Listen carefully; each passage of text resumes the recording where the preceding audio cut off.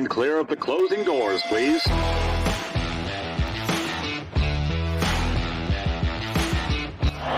baby, let's go out there like a bunch of crazy dogs and have some fun.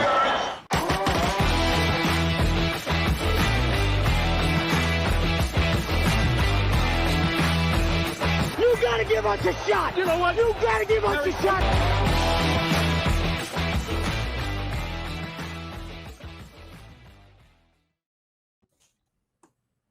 What is up, everybody? Welcome back. Oh, did I start that too early? You know what? We'll do it again. What is up, everybody? Welcome back to another episode of the Giants Report. I am your host, The Mage. As always, I'm joined by my co-host, Murph. What's up, Murph? What's up, Daddy?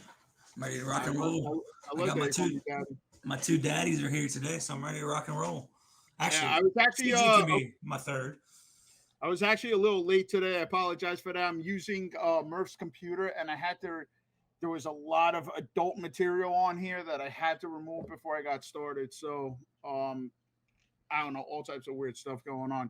CG, what's up, CG? What's up, brother? Doing pretty good. How are you? I'm hanging in there. Make sure you follow us at the Giants Report on Twitter and on Instagram. Follow me at the Mage_NFL. Follow Murph nowhere because Murph has been banished to hell by Jack on Twitter. And follow CG at CGF_NFL on Twitter. And we are joined by none other than Top Geek, Copizzle. What's up, Cop? Top Geek, huh? Top Geek, Pizzle. That's what you are. You're geek. I don't give a crap. I don't care what anybody has to say. You're not a 60-minute man. 60 minutes. You are not a 60 minutes. Man, you heard Brian. I know you saw Brian Dable talking about 60 minutes after that first post game. Where do you think he got that from? We're gonna need to get Stole a sound from clip. you. We need a sound clip of that one. I didn't hear that one. He did. It was after the Patriots game. But no, he did steal from me. But I like to think he did. He did, I bet. I think he did. What's up, Cop? What's going on, man? We wanted to have you on the show now that we moved everything over here to YouTube. I don't know, man. You're starting a lot of wars on Twitter. People don't really seem to get you all that much. You posted like a farewell message like a month ago, and you're still here. Weren't you supposed to like start doing like betting, like penis pics or something like that? Let me tell you what, that was hilarious. I'm still working on that.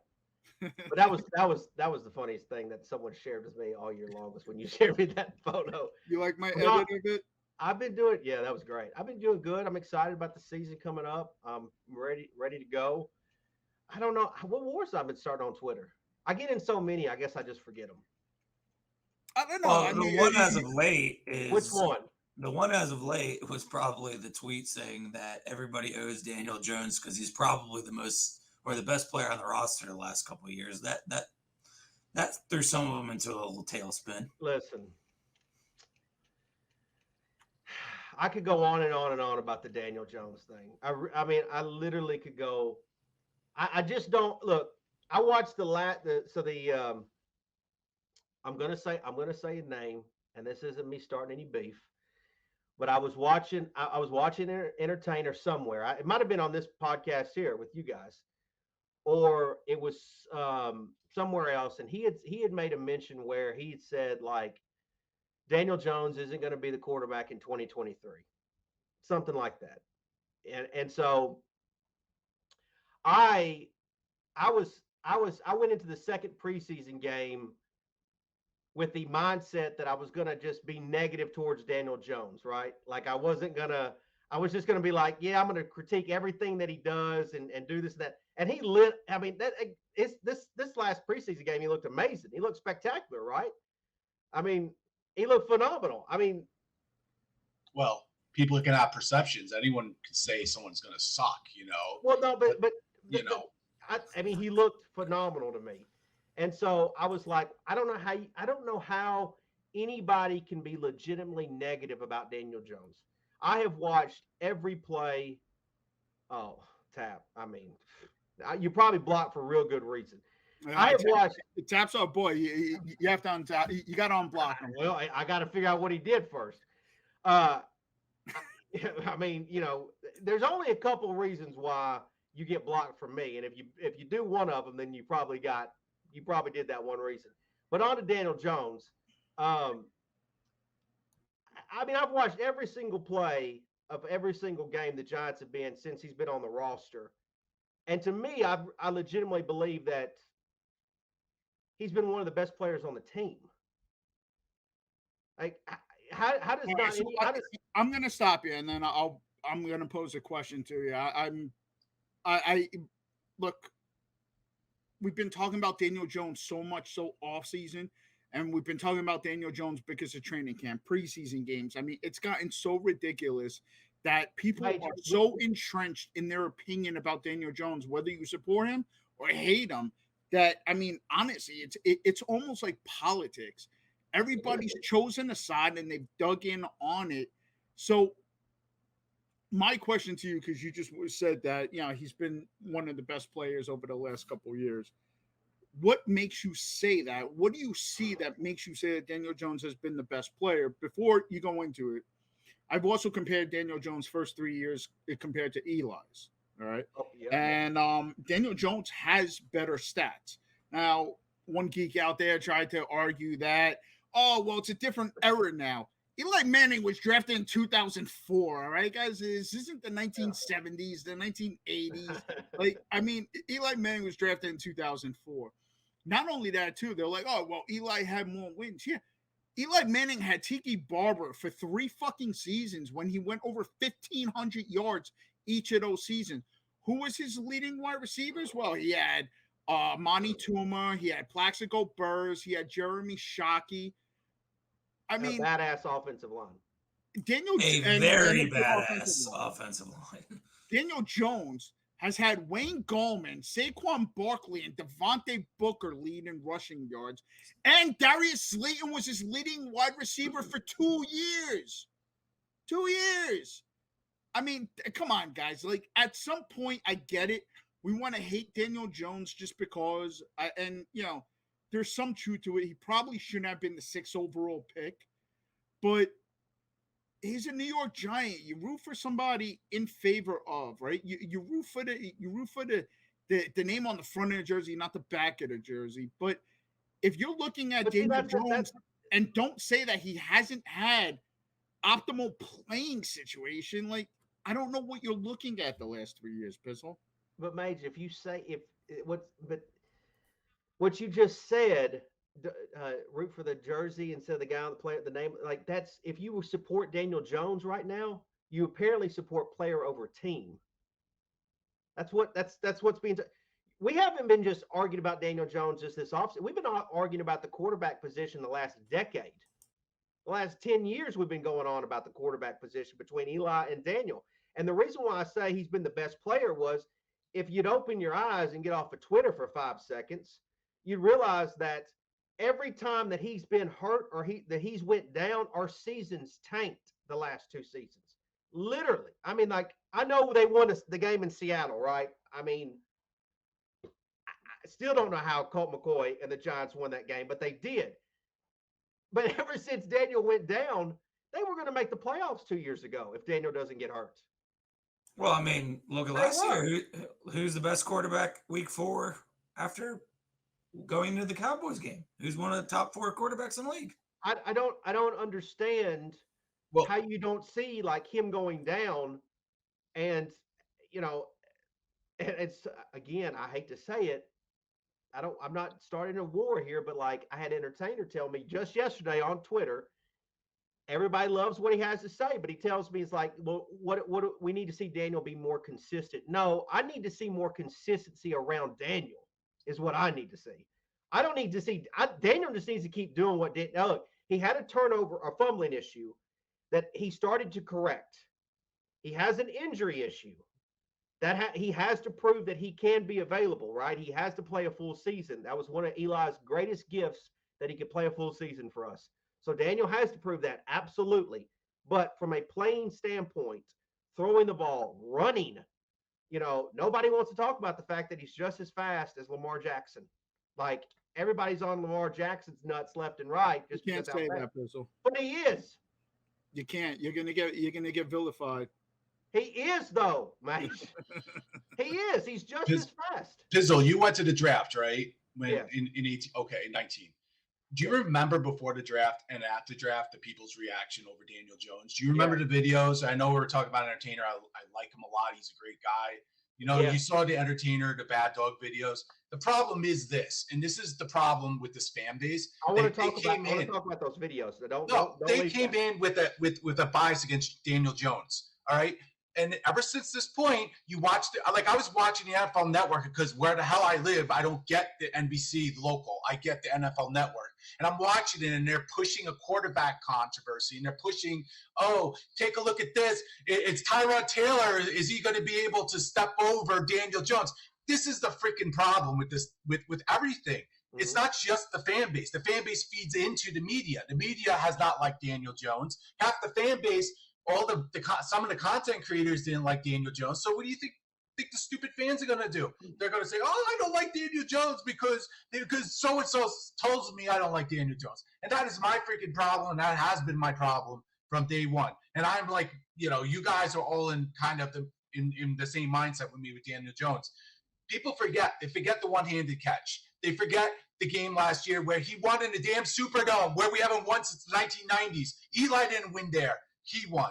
So I get fired up. You know why I get fired up? Because he doesn't get his due when it's deserved. They just amplify every mistake he makes. He beat the Eagles with a broken neck. That should be good enough for you. I want to bring up that draft. I didn't forget. I want to come back to that video, but let's say on Daniel Jones real quick though. So what you were talking about, and fans, look, I'm not going to tell anybody how to root for their team. I have the way that I root for my team, and that's it. There's too many opinions when it comes to what people should do. Look, live and let live. That's what I'm going to say, all right? But the opinion is out there that Daniel Jones is a top-tier quarterback, and he should be able to elevate the play around him. The question is that I have is, how much does he have to elevate? He's had an atrocious, a bottom 10 offensive line. We mentioned his leading wide receiver being Darius Slayton. Last year was definitely, not a knock on Daniel Jones. All right, they had Kenny Golladay, they had Kadarius Toney, but everybody's always hurt. The play calling did him no favors. Is Daniel Jones ever going to be a Patrick Mahomes or an Aaron Rodgers type S quarterback? Probably not. Could he be good enough to win one or two Super Bowls? Eli was never a top 10 quarterback. But you don't. That's what it all comes down to, Maish. That's what it all comes down to, though. They were burning Eli's jersey in the parking lot in 2006, 2007. So this fan base, I'm gonna disagree with you because this fan base is half the problem. Because and it's a New York thing, and I know I'm not in New York anymore, but people are very impatient, okay? And it takes time, especially when you have a piss poor offensive line. You have Andrew Thomas and 4 JV JUCO guys playing on the same line. You're not going to win games like that, and you're going to lose your quarterback because he's not going to be able to be protected. I want to go back to what CGF was talking about that draft because I want to share my experience. So I 2 things on that. When I was at the draft, I actually saw these Jet fans. There was 3 of them. They were wearing the same T-shirt. I ended up calling them the Three Stooges because they were wearing Darnold shirts, Sam Darnold shirts, and they were thanking me, the Giants fan, for Sam Darnold because obviously we passed and we took and of course now those guys probably I'd love to see those guys now. But anyways, I remember at the draft when Daniel got selected, everybody around me, and you couldn't even move around that place, was like, oh, what an awful pick. And I told you, I was like, you don't know, you didn't watch, you've never seen him play. When I came home that night, I don't know why, but I was super excited to see the YouTube reaction because I was such an Eli Manning homer. Eli Manning would still be the quarterback if I owned the Giants. That's a fault of mine. I openly admit that. But the YouTube crowd, at least the part what I was a part of, they were ready to move on from Eli. Anything was better than Eli. So I thought my part was like, oh, when I get home, they're going to be super excited about somebody else. When I got home and I watched, I was thoroughly disappointed to see all of this. Oh, what are we doing? This is the worst pick ever. And I'm like, you're not even going to give this dude a chance? You're not even going to let him make one throw before you just go ahead and send him down the road? And I honestly believe that the Giant fan base has gotten to the point where they have to hate somebody. Doesn't matter who, they have to hate somebody. It was easy to hate guys like Shermer. It was easy to hate guys like Dave Gettleman. It was easy to it wasn't that easy to hate Joe Judge for some people, but it eventually became that way. It's easy to hate John Mayer and blame him, but they can't hate anybody this year. They can't hate Dable. They the can't love hate fest Joe dies Judge. quick. The love Yeah, fest they dies. hated Coughlin. But yeah, they hated Coughlin at one time. They don't have anybody to hate right now. They have, which is crazy to me because it's like, why don't you hate Sterling Shepard? He's been here the whole time this thing sucked. So it's like, why is it that you only you hate the quarterback in Daniel and you don't recognize the fact that, yeah, they've been losing seasons, but he's been the bright spot of the team. How quickly the tides have turned for Leo Williams, huh? I mean, everybody thought that was a terrible trade. Then all of a sudden, he looks dominant. I still see people bitching about that though. To this not day, so much anymore. So I was arguing. Blast. I was arguing with someone with it 2 days ago because, he's good, but he's not worth that money. It's like, what did you just fucking say, bro? He's a top 5 player at his position. Let me say this point though. Everybody's turning their guns on Daniel Jones. But let me say this, Mage, and look, do I believe that Dave Gettleman ultimately deserved to be fired / retire? Yes. But I cannot, and one of you guys may not like this, but I cannot stand when I hear people say Gettleman failed Joe Judge. Joe Judge failed Dave Gettleman. That's the truth. And Joe Judge had a job because of Dave Gettleman. Now, in my opinion, I actually think that they wanted to hire Rule. Rule said, screw you guys, I'm going to Carolina. And then Gettleman wanted to look like he was in control, so he got Judge, which that all just blew up in everybody's face.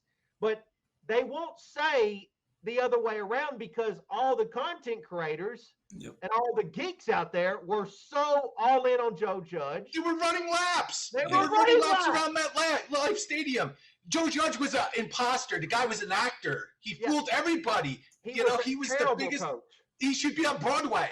I would say coach. He should be on Broadway. He was a terrible coach, and I'm not saying Dave Gettleman was a great GM, but what I think you're going to see this year, and I bring this up because you're talking about Leo Williams.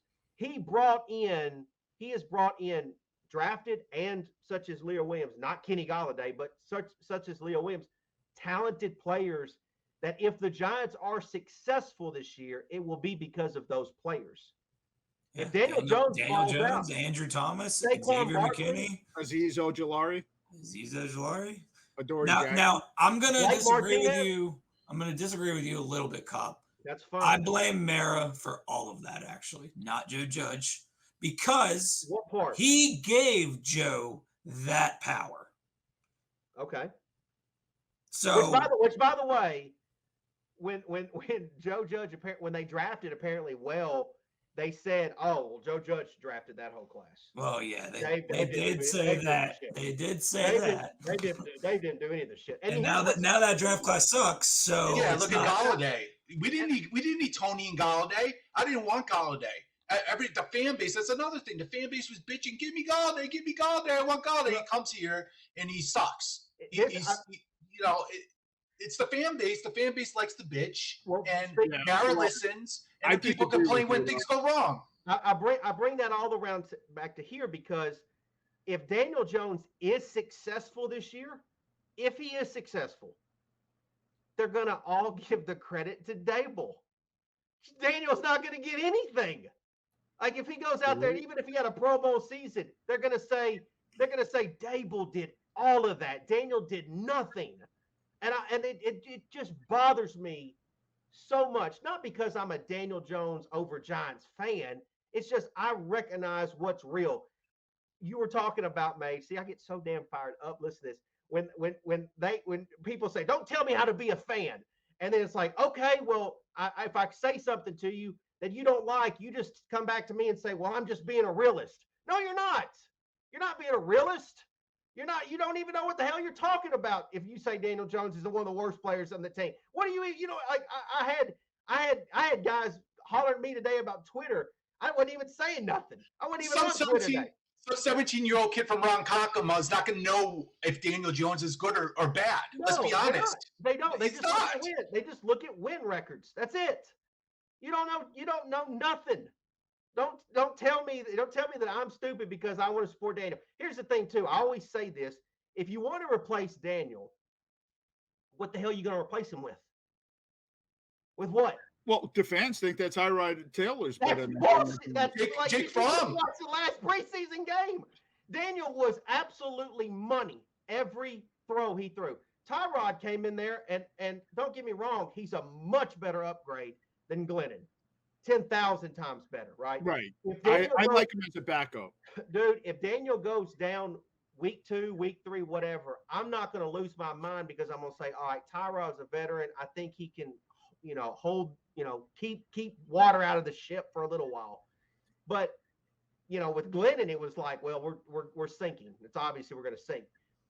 So, I don't know, man. I was told that we want to skip a beat and be putting up I 40 think they points. threw the season. I think they threw that season. They knew Daniel Jones had some neck injury, and they weren't going to push him out. And they're like, just throw the neck out there. He's not going to win anything, and then we get a better draft pick. A couple of things I want to come back to, though. Say what's up to a few people here. Taj is in the chat. What's up, Taj? Thanks for joining us, man. My boy Rich is here. Tap. What's up, guys? Thanks for joining us. So, first of all, go back to CG's point. CG, I disagree with you on Galladay because we had nothing. Free agency came before the draft. So you can't say, well, we got Galladay and then we got Tony. Galladay was here before Tony was. But why did you draft Tony? I mean, that was my biggest issue is Galladay. If you're going to sign Galladay to what, $72 million per year? Talked about. We had no receivers. Our best wide receiver was fucking Darius Slayton. Who were we think they tried to Alex Bachman, David Sills? But they could have got someone in the second or third round. They didn't need to pick at 20. Well, I think what they tried to do is I think Dave tried to recreate Manning and Burris is what I think he tried to recreate. And Kenny Galladay just ain't that dude. I mean, I think he's going to be the next Evan Ingram. Golly was something else before he got here. He's just falling off a fucking cliff. I mean, he doesn't care. He's lazy. No, I really. You don't think he cares? I think there's some point to that he got his bag, Yeah, but I honestly do think that hip fucked him up, and he has absolutely no fucking mobility. Yeah, but okay, with that being said, and again, I'm sure playing the game of football in the National Football League is some serious business. Okay, so there's no question that if you don't want to bang up your body like that, like who am I to judge? I get that. Yep. But you got the bag, and like you at least give me something. Just give me a little bit. You don't have to give. I don't think the Giants don't have to have the number one receiver in the league. We don't have to have that. We just need somebody to make the catches. I'm going to say this, and I won't steal Murph's point. I'll give him credit for it. The Pittsburgh Steelers just made Deontay Johnson and George Pickens as their two outside wide receivers and put Claypool as their slot wide receiver. Murph's been hollering at this for the last couple of months. Make Kenny Galladay your slot wide receiver. He's 6'4". Why not? Let him pose at least a matchup then if he can't do those things that he used to. If he can't create separation on the outside, I mean, there's a meme I was going to make or whatnot, and Justin Pennick beat me to it a few days ago, but it's that Spider-Man meme where he takes off the glasses, can't see, puts them back on. Like Colin Johnson at this point is what Kenny Galladay should be. I don't understand, man. I'm gonna be honest. I don't understand all the Colin Johnson love. Bro, he just works his dick touches the off. ball. He's fast. He's another tall wide receiver, same height as Kenny Galladay, I believe 6'4", 6'5", can make contested catches. He's a younger version of Kenny Galladay. I understand that, but what I'm getting at is everyone tells me, and I'm not trying to bring this back to Daniel, but when Daniel does good or other players like that does good, they say, well, it's just preseason. But when Colin Johnson does something good, apparently he's up and coming. But we already know that. We already know there's a narrative around Daniel Jones, though, Cop. I understand that, but I'm saying, why can't everyone be judged the same way? Because they won't. Because CGF mentioned this earlier, and I mean, I won't call him out, but he's not a bad dude to interact with on Twitter. But I mean, one content creator out there saying that Jake Fromm was better than Daniel Jones. Like, come on, man. Like there's just gotta be something. Then you got other people out there. Here's the problem with Twitter, and here's the problem with the all 22. People like Bobby and Justin and other people that break down film do it so well. But here's the problem with the all 22 and Twitter. Twitter all of a sudden is now inundated with 15,000 people that can watch and break down film. And some of them never played the sport, wouldn't know where the fucking first down marker was if it hit them in the face, that all of a sudden know what traits are, know what it takes to be successful in the NFL, because they once played one down of high school football their freshman year. Not everybody's capable of breaking down film. Mate. You can tell who the pros are. Shut up, cop, I'm talking. You can tell who the pros are. Listen to Nick Filato. Listen to Bobby talk. Like, guys that know football when they see the film. Stop listening to everybody else. Somebody else went out there and said, like, oh, well, if you're going to say that the interception wasn't Daniel Jones' fault, then the ball that fucking bounced off of Colin Johnson's face mask has to be Daniel Jones' fault too. No, it hit him in the goddamn face mask. It didn't bounce off the goddamn defender like Bellinger did once it hit his hands. Like, I'm sorry, there's too many critics out there. Everybody wants an opinion or has opinion. Again, live and let live. Go fucking do what you want to do. Just leave me the hell out of it. I don't care. Everyone thinks they play Madden and they're expert in football. They're not. And I agree with you 100%, Mage. There's too many PhDs on Twitter who think they know everything about the game of football. And the truth of the matter is, like you said, there's only a small portion, maybe 1.2%, that actually know what they're talking about.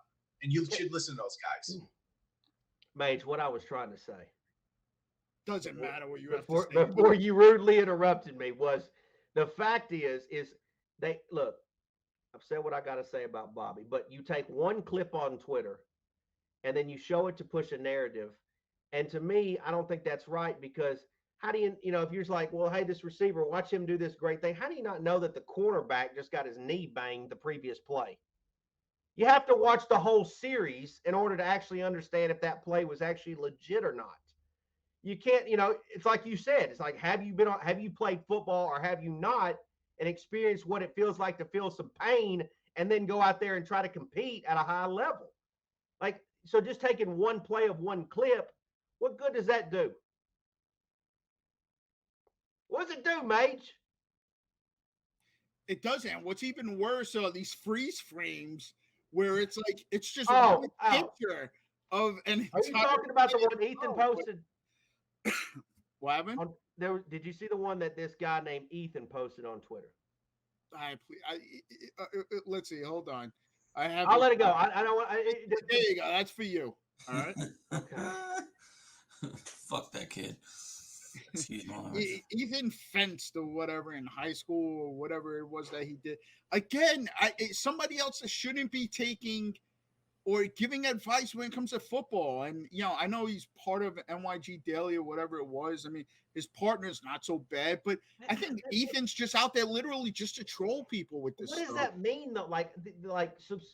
Even guys with high subscriber counts, like, just because you're in that position doesn't mean that you have any importance or know anything more than anybody else. That's our world now, Cop. I mean, I just like we're on here too, man. Everyone's a Wes Steinberg, Well, honestly, guys, if you want to be a happy Giants fan, don't get on social media. I mean, that's what it just comes on down to. Like at this point, I just get on to laugh and read the comments and see the bitching. Like, I mean, it's not going to get better until we start winning. Winning cures. And I mean, New York has absolutely no fucking patience. And unfortunately, like you and I were talking earlier, like they run people out of town. And I hope to God that Danny can They were change gonna. that. They were really close. One of the main reasons why I even joined YouTube was because I wanted to support Eli, because they were getting ready to run Eli out of town.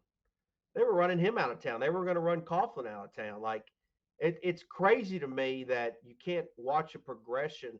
I always thought that growing up that New Yorkers were, or at least that market, they admired toughness and strength and an underdog role. And when I always kind of, the idea of like someone wins a game with a broken neck and wins it for you like that, that makes him like somewhat legendary status. But I guess you got to get to the point where you're like Jeter and you make a No, little. these You kids don't. These kids don't remember Jeter. They don't remember Paul O'Neill. They don't remember Eli Manning. Half of them. Half of them don't even remember Kerry Collins. That's the problem. The New York that we remember, that I grew up with, where people looked at the underdog and were very like excited about that Yeah. and rooted for them. That New York is gone. These Kerry kids now, Collins they're gone. Their These favorite kids athlete nowadays, is they Odell just want Beckham instant Jr. gratification. Kerry Collins is a great example. That dude was a drunk of all drunks. And for him to come back and like lead the Giants, that's a phenomenal story. Like an awesome story. He actually lives in Nashville now, and he's coaching. He's an assistant coach at one of the schools, and so I just like he's an awesome just an awesome story. Obviously, they didn't have a great Super Bowl, but still, like it's a really cool story. Kicked the shit out of the Vikings, but Yeah, was that not? But that was Right, amazing. Super Bowl. That was one of the best Giant games of all time. All right, what was the score? 41-0, right? 41-0. Yeah, Yeah. absolutely. That was Like that- Fossil's fault, because if you remember correctly, he took everyone out to the bowling alley or the movie theater and celebrated the NFC Championship like it was the Super Bowl. Yeah. And in my mind, They peaked they weren't in that focused. game. Yeah, they peaked in that game for sure. I mean, they were going against, one of the best Yeah. defenses, though, ever, too. I mean, that's just, it was That's insane. one of that's honestly one of my favorite Giant teams. Is that 2000 team? That's one of my favorites, man. I love that team. It was a good team for sure. But, back to CG's point, I mean, a lot of the fans that you may have talked to now, though, they think You're right.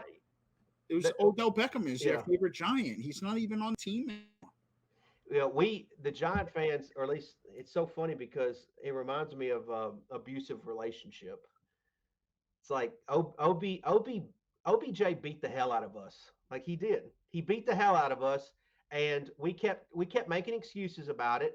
And he's left, and every now and then he flirts with us on Instagram or Twitter, and we're like, yeah, I think I want to bring him back. I know he beat the hell out of me, but like I think I want to bring him back. Like he really loved me at one time. No, he didn't give no, he beat the hell out of us. And like for To anybody, be honest, he broke the Giants. Ever Here's since the the thing. ESPN interview, the Giants have been on the downhill. The boat trip, they've been on the downhill. Well, I was I trying mean, to blame Odell. but I I mean, when blame Cruz for that one. And that's another thing. Like when that was one of the worst times I ever had on YouTube, because like when he went on ESPN with Josina Anderson. As a matter of fact, Josina Anderson literally blocked me the next day because I just had a field day on Twitter in her ass, because she went on there. She's like, does the Giants have a quarterback problem? And I just thought that was ludicrous that a two-time Super Bowl MVP quarterback could be just thrown under the bus like that for no reason at all. Like to me, Eli didn't get respect. he didn't get no respect. No, He they were questioning him after the second Super Bowl. They were like, "Oh, he's not a franchise quarterback. He doesn't belong in the Hall of Fame." He got 2 Super Bowls. He's Super Bowl MVP twice. He's going in the Hall of Fame. In my mind at least. No, absolutely. He never got but that was the thing. Like he obviously he was Peyton's little brother, but you would think that a town like New York or even New Jersey would say, "Hey, he's our guy. Leave him alone." But no, they this is one of the biggest beefs that I have right now in the current Giants is like if you talk to Eagle fans, the Eagle fans have got a pretty good team, but their biggest question mark is Hurts, Jalen Hurts. But if you go to Eagles content creators, they're all supporting Hurts. Every one of them is like, yeah, it's Hurts season. It's this. You talk to Commander fans, they got Carson Wentz as their quarterback, right? We all know that's not going to work. But if you talk to them, they'll tell you it's going to work. It's going to work. You go to the Cowboy fans, they're paying Dak probably way too much money, but they all tell you it's going to work. Every team in the NFC East, all their fan bases are rallying around their quarterbacks, and we're the only team in this division that will not rally around our guys. I think you can go further than the NFC East, bro. I know, but I'm just saying I'm just keeping it simple here. Yeah. One, I think I disagree on Dak. I think Dak's an underrated quarterback. No, I think he is too, but he got paid a lot of money. He gets credit for. Two, here's a reason why that the Giants are split on their quarterback. We're the smartest fan base in all of football. We know better than anyone else. That's it. Couple people I want to shout out into the chat that joined us. Jordan Johnson, what's up? Clouts is here, CG. Oh, say what's up to Clouts? Clouts, how's it going, buddy? Clouts is here. And there's a guy by the name of Carlos Sanchez that professes love for you. That's my boy. Carlos is my boy. Don't be talking junk about him. I'm just saying he's this dude told me that if I come to New Jersey, he'll pop bottles with me. I don't. Do you want to say anything back to Carlos? That's all. He's my boy. Do you love him too? I love all of the people that love me. All right, just making sure. That's all. I want to include everybody here, bro. CG, do you have any news and notes for us? There were a lot of injuries this past week. Well, today they cut the roster down to 80, and it looks like Ricky Seals-Jones will not be playing this year, as well as Andre Miller, who did really well early in camp. You know, he got injured, so he's not going to be playing. He's on the IR, season-ending IR. Darren Beavers as well won't be there. And then Nick Gates and Matt Pert are on the reserve PUP. So that means 4 weeks, could reevaluate. Maybe they'll be back. So, you know, the roster's down to 80. I'm curious about you guys. What do you think about waiver wire? Because obviously they're probably not going to do anything until after the game on Sunday. Who do you think the Giants are going to go after? Any ideas?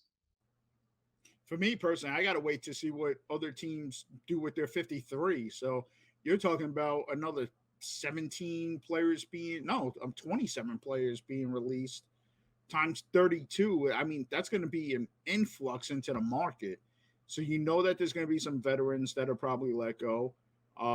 Those are people that will probably want to sign, unless there's any top tier guys that will want to hold out for a better contract. But I think if I'm Shane right now, I'm waiting. I'm not doing anything. I want to wait till the 53-man cuts. Even if I got to bring them in late, I think I'm bound to get some better talent, though, if I wait. Although I will say, in terms of the offensive line, I mean, I know we haven't got to the Cincinnati Bengals preview yet. But this offensive line did not look bad, though. Cop, I know they went against a second team, Cop, but I mean, there was still some guys, though. Max Garcia held his own playing center. Devery Hamilton, I believe it is, looks good. He's probably going to end up being a swing tackle, played guard, kicked outside to tackle when Thomas left the game. This offensive line looked a lot better, a lot improved. So I don't see, to answer your question, CG, I don't see Joe Shane making any moves just yet. Yeah, I mean, hold on. Right. What the fuck is this, Cloud? So what am I, chopped liver? You know what? Just wait till I see Clouts at a game. Him and his I do want to stick on that O-line point. I want both of those dudes getting all first team reps against the Jets this week. I want Max Garcia at center, and I want Devery Hamlin at left guard all week long against Q Will and the big beast undrafted. I think he's an undrafted free agent, Michael Clemens that they got. And Jermaine Johnson. They got a good D-line, man. So I want them to throw these guys out to the fire. I was saying that earlier to you, Mage, but we really seriously still have absolutely no fucking answer at guard and center. No, I agree with you on that. I mean, I was actually impressed with some of the backups. Even that Roy Mabeko, I can't say his last name. I'm going to butcher it, but he can't pass, protect for shit, but his run blocking is great. So give him a year or two on the practice squad. He might actually be a steal for us. I do want to say that, like, I think losing Beavers is a really big thing because to me, he was slowly showing me that, like, probably going to be a last season for Blake Martinez, because that dude was looking like a starter already. And so him, not that he was going to start early, but I think it's going to be a big deal for the Giants from depth purposes. As far as picking, I think he was going to start. I mean, think it was going to be him and Blake. I really do. He was coming on. I mean, I don't know about ahead with Blake, but no, him and Blake in the middle, and Tay Crowder number 3. That's fair. Yeah, I was going to say he might have taken Tay's spot, but as far as picking up other guys, like I think that I would look at the Bills team in general. I would bet that if with this, you got to remember this is Joe Shane. This is his first time being a general manager, right? I mean, this is his first time going to be in a season as being general manager. He's going to probably go to what he knows and a team that he's familiar with to pick up, fill out roster spots. And I'm sure he still has some type of connection with the guys from that team.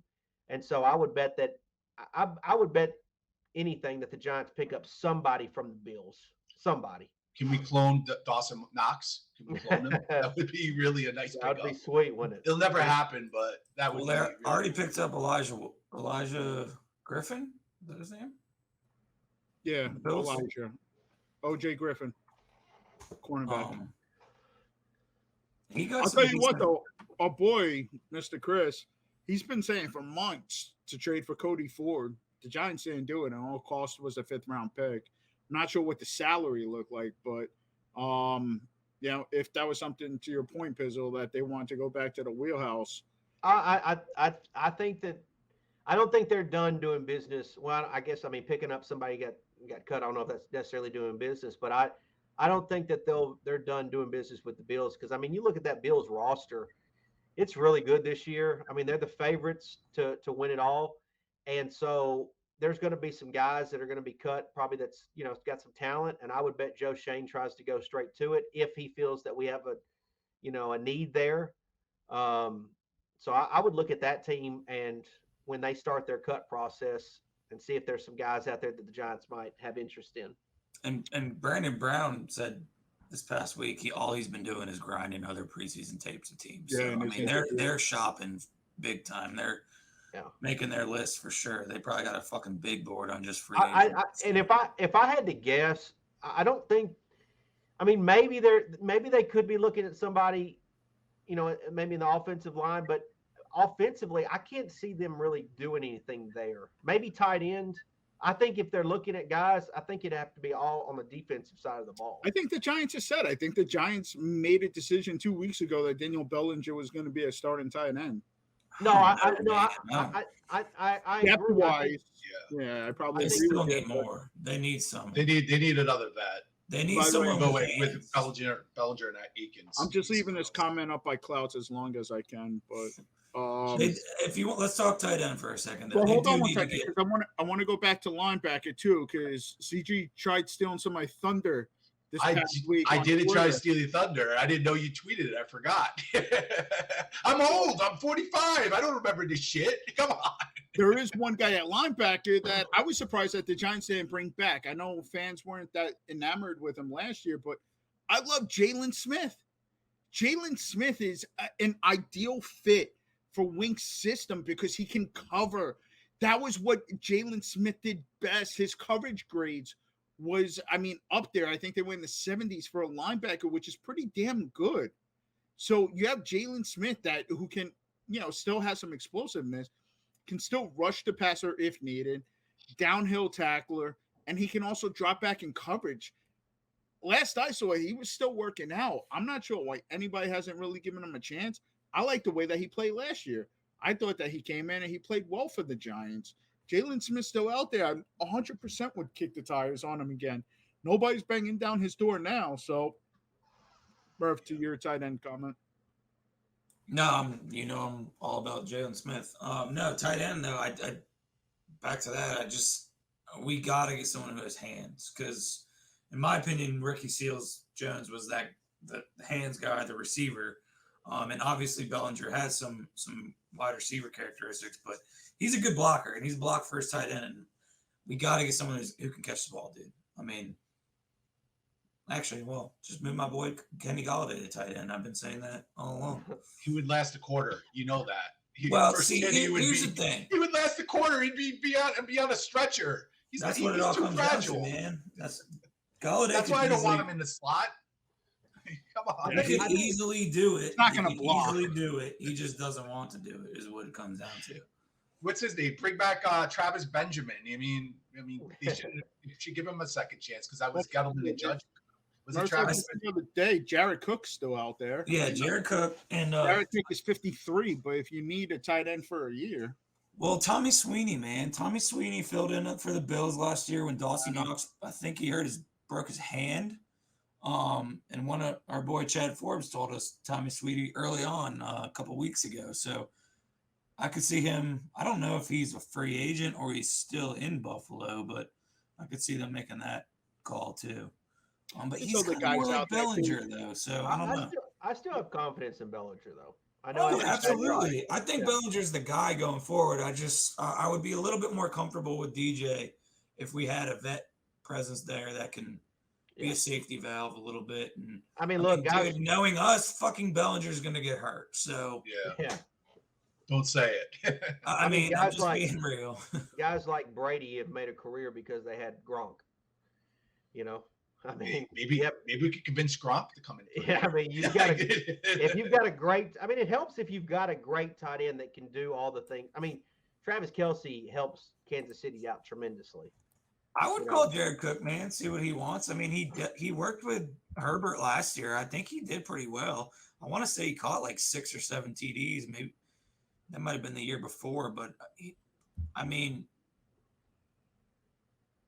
think he was in New Orleans before that, but he's got hands. It really just depends on what they want, man.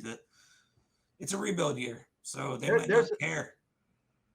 In terms of the offense, like there's a lot of, I mean, I'm concerned about tight end. Don't get me wrong, but there's a lot of concerns about the Giants' offense because I mean, who knows how many games Kadarius Toney's going to play? Like, I mean, if you gave me 12 right now, I'd probably be happy. Like, I just don't know if that dude's going to play as many games as people think he's going to play.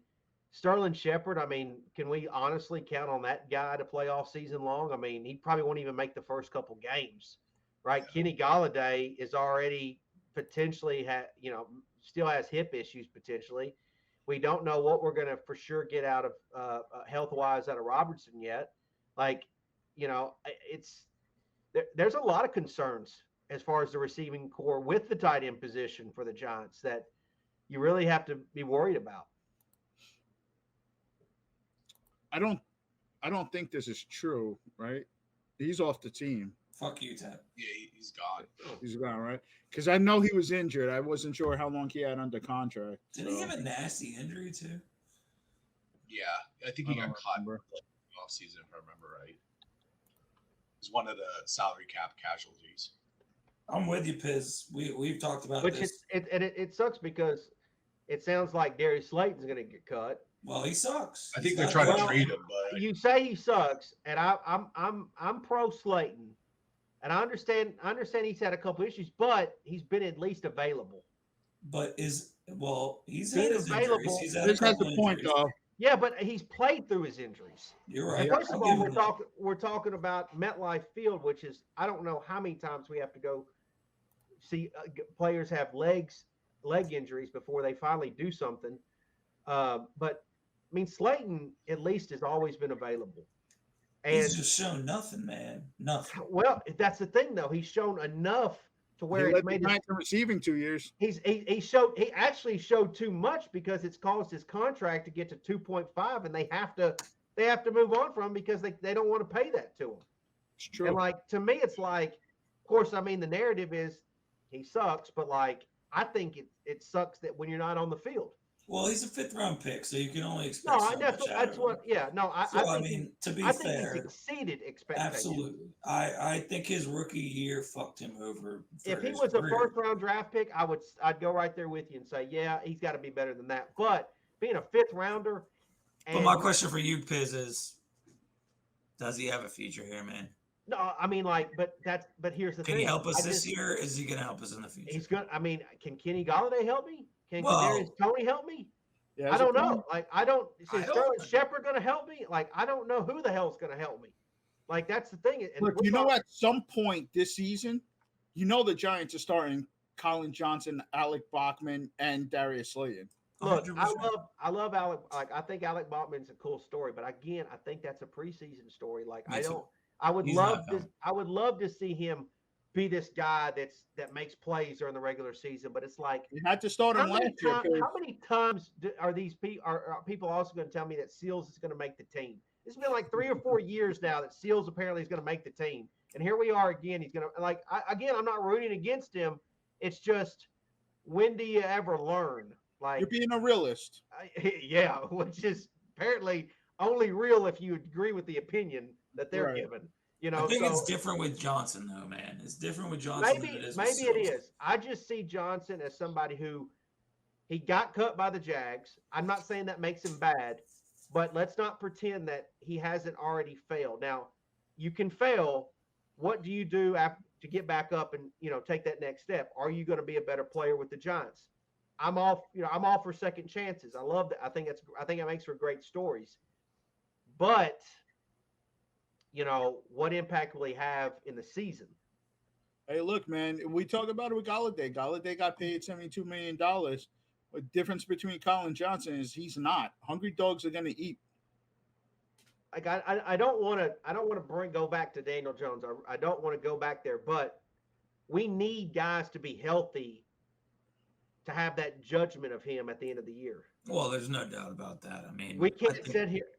The worst thing that happens to us is that we're still left being unknown.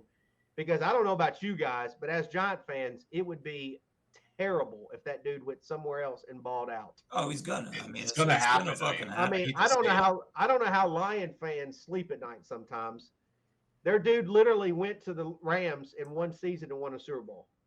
You literally had a Super Bowl champion quarterback there the whole time. They had Barry Sanders, and they wasted that. You couldn't put the pieces around him. Like, I mean, we all knew it's not that they couldn't. I mean, they put Pro Bowl caliber, a Hall of Fame caliber. Well, I know they put. I know he had Calvin Johnson, but like, I'm just like, it's more than just a couple players. It's not the NBA. Like, there's more to that. I mean, it's frustrating, but like, the defense hasn't been good for a long time, and now all of a sudden it is. That's and Piz, to your point, like you said earlier, we need consistency all around. We need consistency. Yeah, that's like, and of course I say that, and people are just dumbfounded. They're like, "What do you mean?" Well, and I think we're going to find out about a lot of different people on this roster this year. That's been like, we have to know, like, what the hell do we do with Saquon Barkley? Dude, we don't even really have like a fucking roster. Honestly, I have no idea who's going to be here next year. No, it's kind of like, that's why I don't think it's crazy that Colin Johnson steals all of Kenny Galladay's first team reps. I don't think it's nuts. That's what I'm trying to say. I know everybody on this roster has to prove something. Yeah, everybody. Besides like Andrew Thomas and Xavier McKinney, and to me, he still does. But like, there's really not many people that you can say doesn't have to prove anything. Everybody has to prove something. Like, it ain't just one dude. So, like, you spend so much time on one dude, it gets just so repetitive that, like, yeah, how about this dude right here? I know Will on Twitter. Him and the Saquon stuff is like, dude, shut up. But like, Saquon's got to prove something too, right? He has to. Like, he has to show that he can be the ground and pound presence that we desperately need. Like, we need that. I mean, every time the Giants have ever been anything and won a Super Bowl, they had a running game. Like, you have to have a running game. You just have to. So, Murph, you had a good transition there for a minute until you kept talking. But I think why don't we stay there then? And why don't we try to figure out what this 53-man roster is going to look like then? How about we do that? Let's give it a stab. All right. So first thing is, how many quarterbacks do we think they keep? Do they keep all three or do they keep two? I have two. I think personally they keep two also. I think they go to Davis, Webb, and say, hey, look, we want to keep you.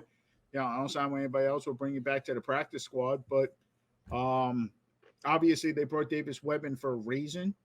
But I agree with CG. I think that they probably keep 2 here.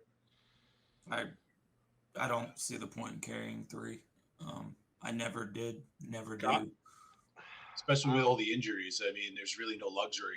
If this team was healthy, I could see going with 3 possibly, just to have that, on the field mentor. But in this situation, this team's so injured, you really need those extra roster spots. Yeah, I was going to say, I bet they would like to keep 3, but I don't think they have the privilege to keep 3. And that's the problem. But I don't think Webb's going to the practice squad. I think Webb will get signed somewhere else. I mean, that's possible. He's done well. I don't think he's that bad. I don't think he's that bad, but if Davis Webb was considering retiring prior to this, I don't know why it came out like that, but if he was considering retiring prior to this, then I think obviously he came here because of Joe Shane and Brian Dable. Yeah. So I can see him just kind of taking a handshake agreement, say, yeah, no problem, I'm fine, I'll sign on as a practice squad. It's more than he's going to make as a coach. No, I think he would take it, but I really feel like there's a chance he could have somewhere, a possibility somewhere. Oh yeah, he might get claimed. He hasn't changed. I mean, he had the preseason game this week against the Bengals, but aside from that, I mean, his career kind of is what it is. So yeah. I would think Tyrod will get most of the game this week. You think they'll give it to Webb? I think it's gonna be mostly Tyrod and Webb. I don't think they want to chance Jones getting hurt. Yeah, I don't think since they're playing their starters, they probably do 1 or 2 series at most, and just want him to be sharp and let him relax until the first game. That's what I would do at least. All right, CG, do you have a pen and paper in front of you? I have a piece of paper. I don't have a pen. All right. Well, what's good with paper without a pen then? I didn't know I needed a pen. All right, let's see. I'll keep track of this. All right, so we're down to 2 players so far. How many players do you think that they keep at running back? I'm probably gonna 3. go 3, man. A lot of people are saying 4, but I just can't. I can't see it. I don't see us being a heavy running team. I think the question with that is who do you end up cutting? So obviously Saquon Barkley makes this team. I think honestly at this point, in my opinion, I think Antonio Williams is a lock. Yeah. I don't think you can keep Breida right now. I think Breida might be on the bubble, but I think he could be cut. He hasn't been healthy. I mean, what's the point? The only reason he stays is because of his pass catching ability and knowing the scheme. Other than that, I can't find a reason for him to stay. You got Dr. Corbin. He was insurance. Well, I know that, but Breida did succeed in Buffalo, so I got to give him that. But yeah, but you also got guys like Kenyon Drake that are being released. I know. I prefer. Why are you going to hold on to Breida? Well, let me ask you this: does Breida play specials? Because I have no idea. I don't believe so. No. I actually think I'm not saying that you're wrong about Antonio Williams. I agree. I actually think Brightwell's made the team. No.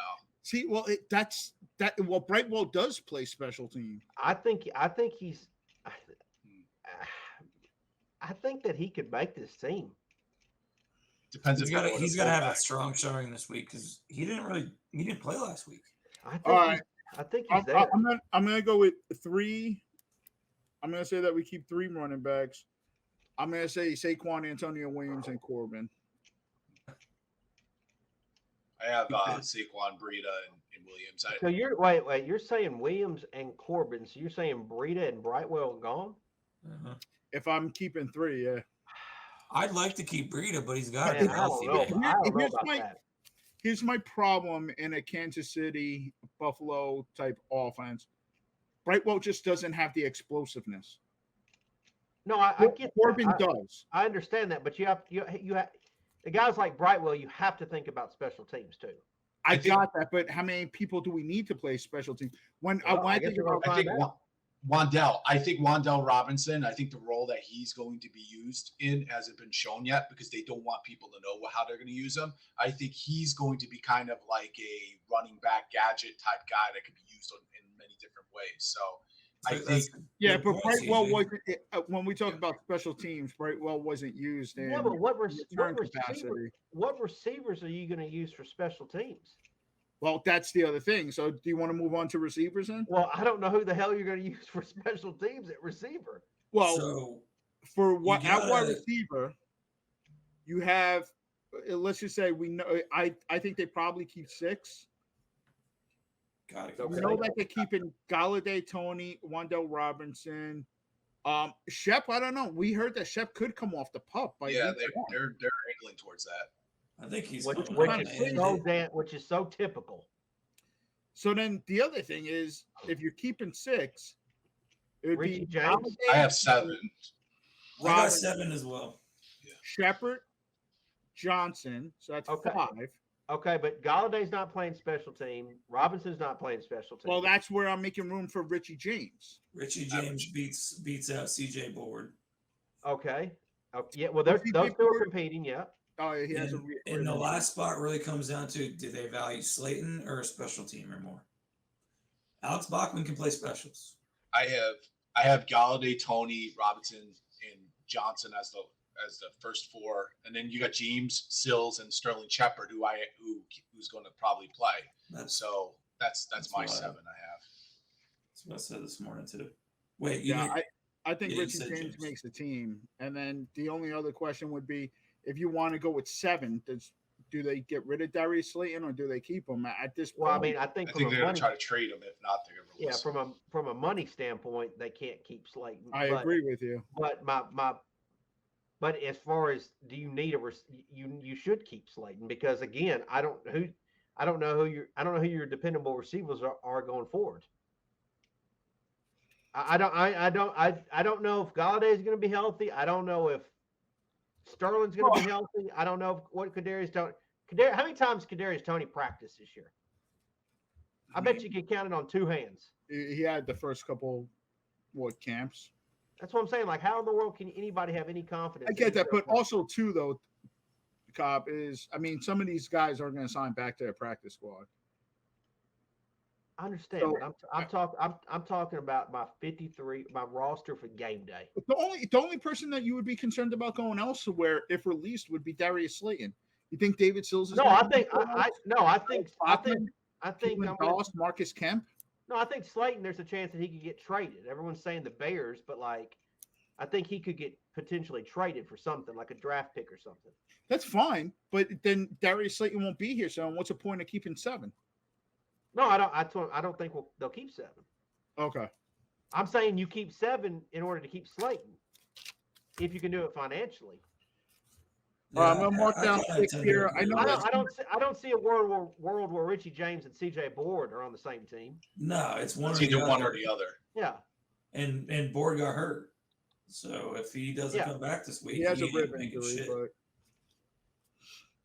Well, All right, Richie James has also made a lot of plays on offense too this camp. Well, in I think camp, not in Richie games James- though. Well, I he had a touch on the first I one. think but- Richie James could actually be a returner for us. Yeah, well, I that's think why that's I who. think Yeah. brought in. Yeah, which is important. I mean, that's a big deal. I mean, you got to have that guy's important.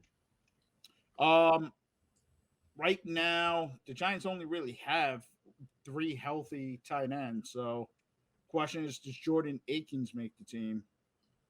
Aside from that, it's just Daniel Bellinger and Chris. I'm gonna Austin Allen. Austin Allen, there's 4 of them. Yeah, Oh, who's the kid that? Oh, Andre Miller got hurt. Sorry. I think Austin Allen is definitely sneaky. Obviously Bellinger, but man, I think that they go get somebody else after cuts. They have to, man. Like just looking at that right now. And that doesn't mean that the guy that they go get is going to be the starter, Yeah. but So right now, out of those 4, I guess we're saying that Jordan Akins is the odd man out, right? No, I mean, I we mean, need have you 3. fucking seen it? I haven't even seen Jordan Akins in a Giants jersey. I mean, I don't think. I think he gets cut once they sign somebody else. Yeah. Is what the only I reason think. Akins You're is here keeping- is because the So you're tight keeping ends 4 coach. tight ends? No, I'm saying I have 3: Bellinger, Allen, and Akins right now. Yeah, but Chris has been with the team. I'm gonna butcher his last name. What is it? Myarick. Myarick.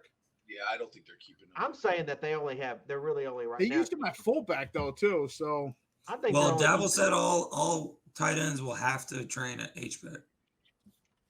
I'm thinking right now they're only keeping 2, but they're going to sign somebody Really? else. I think Allen and Bellinger. All right, so we'll go with 3 on the tight ends. That leaves us with 14 man roster so far. Let's move to the tackles. Obviously, Neal and Andrew Thomas are a lock at this point. I think Devery Hamilton has earned his spot. Man, I mean, the guy, Roy Mbaitika or Teka, however you pronounce it, they have a waiver for him, right? As part of international. Yeah, that's a project though. Yeah, he's got. Well, but he doesn't count towards the active roster. But Hey, he played left tackle the other day, so. I mean, they're probably going to have to keep one of them again and Will Holden. I mean, you can't carry 3 tackles, right? You got to carry probably 4. Yeah, at this point, I mean, so we're saying that Thomas, Neal, Hamilton, and then who's your 4th? Zudu. I have a Zudu who they've been trying to cross train over there. I don't think he's ready, but I think Zudu's more of a guard, though. Yeah, I know, but they've been trying. It's either McGinn, Holden, or Rivas. They seem to like Holden because they can play him at multiple positions. Yeah, he plays guard too. Yep. I think they're trying to make him a 6-man CG. That's what I think they're trying. It's just my opinion. Where it's like Josh Zudu. Yeah. For now, yeah, but yeah, he better be a fucking starter. Well, starter over Lemieux. Oh, Yes. Lemieux's our center, bro. If you want to go down this alley.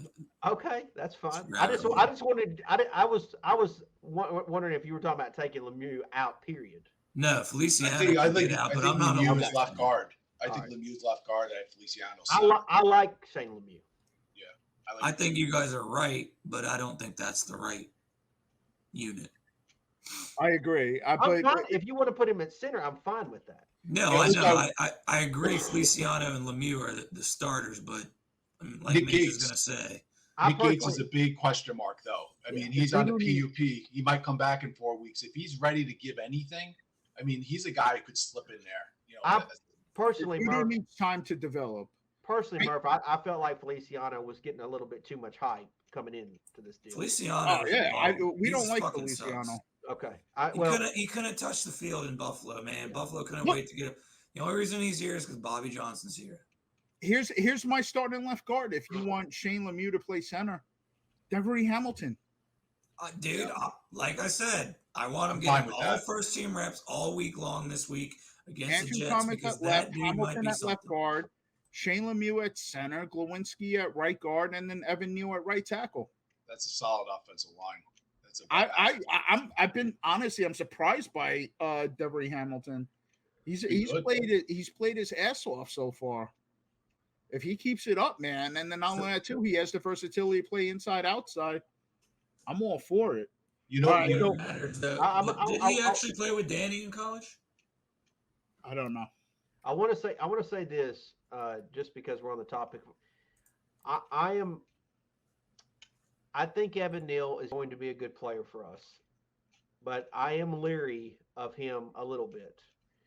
Alabama, you can go look at the list of them. Alabama tackles, Alabama linemen in general, they are boom or bust in the NFL. Like Leatherwood? Yes. I mean, and the reality is what they do at Alabama is a lot of wear and tear, And so it's the reason why they're always the best collegiate program in the nation, because they're just physical and bigger, stronger. Evan Neal, there is a chance that he could be a bust for us. I'm not saying that now. I'm just saying that I'm optimistic about him, but I won't lie that I am a little nervous about Evan Neal this season. I think he's going to have his issues at running as being a rookie, but I don't think he's a slam dunk like a lot of people think he is. I'm going to tell you this. Looking at the second preseason game, I'm convinced he'll get it figured out by the middle. I'm positive too. I'm just saying I think there's going to be some. He's not an Eric Flowers. His biggest issue from week 1 to week 2 was that he was too forward leaning. He was too top heavy. When you look at him play last week, he took a seat. I'm way back, way more balanced. I like what I saw out of Evan. It's teachable. I'm positive about him. I'm staying. Well, you're just concerning me because you're also the same person that said Nate Solder come back player of the year. So No, that's. I mean, I I know how much no. film you watch on offensive tackles, Cobb. No, that's not that you took that the wrong way. But anyway, Neil's going to struggle. I have Neil's the going to video. struggle. he's gonna. I mean, the reality is he is gonna struggle. Yeah, I mean, look at Sewell last year in Detroit. He fucking struggled till week 9. But my I'm just saying that you can look at Alabama tackles throughout the list of them, and they're boom or bust. I mean, that's just reality. Well, I get that, and that's fair. Again, if people said the same thing about Jonathan Taylor coming out of Wisconsin, right? Because you had so many people that came through Wisconsin, those 2,000-yard rushers, one of them being a former New York Giant, and Ron Dane. I mean, and look at Jonathan Taylor. So far, he's acclimated really well. He seems to be proving that label probably the best back in the league. Yeah. So we'll see. I mean, Robinson's still in the league, still playing offensive tackle for the Jaguars too. Came out of Alabama as well. So who knows? We'll see. But I'm pretty confident in Evan Neal. Murph, to answer your question, Hamilton entered the league in 2021. So I don't know if he was or wasn't a teammate with Daniel Jones. So that would have been 2 years after. It would have been last year. He's in his second year this year. So who knows? And what would he have been? A freshman? Sophomore? So anyway, let's move on to the guards. How many guards we keep? 5 as well? I think you have to. 2, 3, 4. Yeah, 5. So you'll have Glow, you'll have Brad, you'll have Shane, Josh, and then you'll probably have Nick's on pup, and then whatever you consider Devery Hamilton. I mean, You also got Bredesen makes the team. Max Garcia or Josh Reeves too. You don't think Bredesen makes the team? I think he does. I actually think he does. Well, that injury, man. Murph said Bredesen. Oh, I mean, do y'all even really believe Nick Gates comes back this year at all? No. I'm not sure. If he does, I mean, he does. Kudos to him. I mean, I don't think he does. The thing that I like about Nick Gates is that he also has that versatility as well. So he can play tackle, he can play guard, he can play center if you need him to. The Giants just cannot stay healthy, man. So I'm okay with adding one more offensive lineman that has the versatility of Nick Gates. I'm not counting on him. I'm okay with you saying 5 now, but I still, if there is one, I think that's a position that if you had a pickup after cuts, that's one of them. Yeah. All right. Well, Jamil Douglas has got to go. I think. Can we all agree on that? That's fair. So then, do you keep Max Garcia as a second center? Yes. All right. Yes. So now, who's the 5th guard that you're keeping? So you got Brad, you got Glow, you got Shane, you got Zudu, and then you got Devery Hamilton. Hamilton we kept as a tackle. He's a tackle. Okay, so. But I think that's Chris Owens. I think what they're trying to do though is just have guys that are flexible doing all, both guard and that's why it's kind of hard labeling these guys. You can't label them. I don't think it's fair to label them guard or tackle because I think they're trying to make it still got Parrot too. Yeah. Yeah, we still got Parrot. Who'll start the league or start the year on the pup anyway. So you also got Eric Smith. That's another one too. All right, so I'm gonna say 5 guards, regardless who that 5th one might be, and I guess we're going with 2 centers, correct? Yeah. So I mean, how many offensive linemen do you have? 12. Okay. I mean, that seems about right though. I mean, I think you could probably shave one, go with. I mean, 11, maybe you go in 11. Yeah. I mean. Yeah. So if you go with 4 guards. All right, let's keep this as it is for now. Right now we're at 26 players, so we're halfway to 52.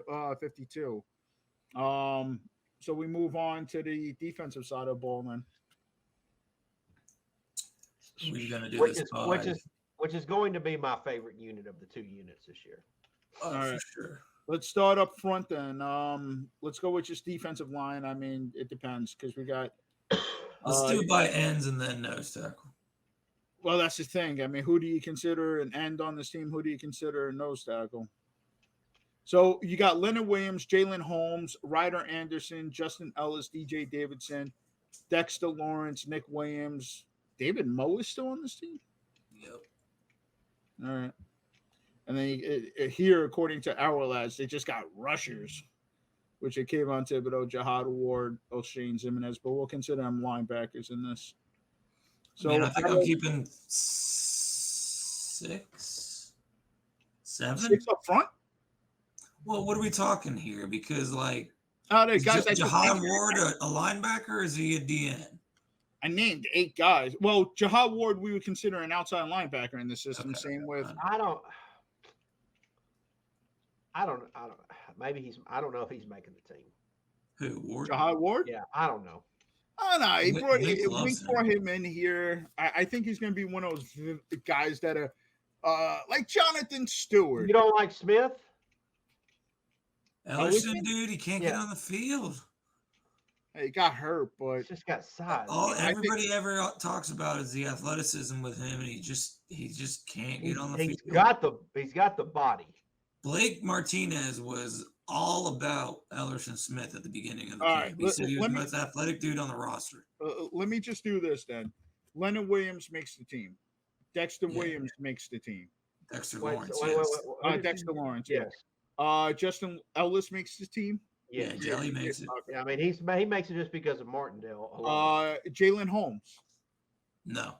No, DJ Davidson. 100%. Yeah, he's making. Okay, so we're up to 4. Nick Williams. It's him or Ryder Anderson for me. I don't know. I don't think the next 3 you're about to say. I don't. I have think- Ryder Anderson over Williams. All right, I so would we go got- with Ryder because of the youth and the upside, but that's just me. I think we're keeping more linebackers and secondary guys. All right, so I'm going with 5 up front then. All right. Okay. All right. Now let's move to whatever you want to call them, outside linebackers. You got Thibodeau, you got Aziz, you got Jihad Ward, Ellison Smith, O'Shane Zimenez, Tolman Fox. At this point, I think you got to keep Quincy Roche. Why do you have to keep Fox? I didn't say Yeah, 5. man. I was just naming them. He I only thought, you makes- said, I thought you said you have to keep Fox. Oh, Fox. Yes. Why, 'cause he Cameron made Fox. 2 plays? Yeah. Uh, Is that why? He's been pretty nice though. He should make the a rookie team. that a lot of people were excited for. I mean, if you really need special teams for sure. Well, I'm If you taking need- him over fucking O'Shane.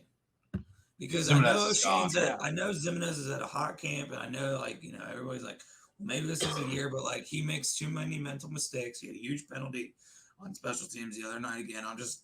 He's got to go. Now, I'm a little disappointed in Roche. I expected to see a little bit more from him this preseason, and I haven't seen it. I've seen I think absolutely nothing. I think what's interesting is O'Shane, Roche, and then Cam Brown. All of them question marks. Cam Brown's making the team because he's a fucking special teams ace. Yes, So- but that's only. I wanted to Yep. leave those 2 for inside though. No, I'm sorry. I know I bounced all over the place, but I'm like, to me, as far as these units, I know you're doing the rush. You're doing the rush angle right now. My bad. That's fine. I'm taking Fox over Roche. Let me and control my X-Men. show, all right, Keith? Okay, I'm sorry. I got strong feelings. I got strong Thibodeau. I got strong feelings about him now. All right, so Thibodeau and Aziz obviously make the team. So then the question is, how many outside linebackers are you keeping? 4 or 5? And then who else is that? You got Ellison Smith, Jihad Ward, O'Shane Zimenez, Quincy Roche, and then Tomon Fox. 5. Yeah, I think Wink's gonna want his pieces. All right, So obviously Aziz and Kivon, Ward. Smith. I'm gonna say Quincy and Fox. I have Smith. Yeah, I think you got to keep Ellison Smith. He was drafted last year. The guy out of JUCO. It's either, I mean, you're gonna who's showing more, I- Quincy, Ellerson, or Fox? I mean, They were again, talking up Ellison quite a bit in camp, though. I they don't were, but he just keeps getting hurt. Murph. I just feel like I personally feel like there's Ellison Smith is making this team. I hope he does, man. I really do. Like, I think they're gonna, if nothing else, they're gonna they can't get over the fact how athletic and how big he is. I mean, that dude, when he stands up against the other guys, like he's so much bigger than almost all the players. He's 6'7", 245. He's What's a his monster. injury? What's his injury? Which it doesn't surprise me. Like a guy that size, it would think it would be easy for them to get hurt. Well, he is hurt. I'm just trying to figure out what it is. That's what I'm saying. Like, I mean, I don't know how, I don't know how good of a career he actually could have.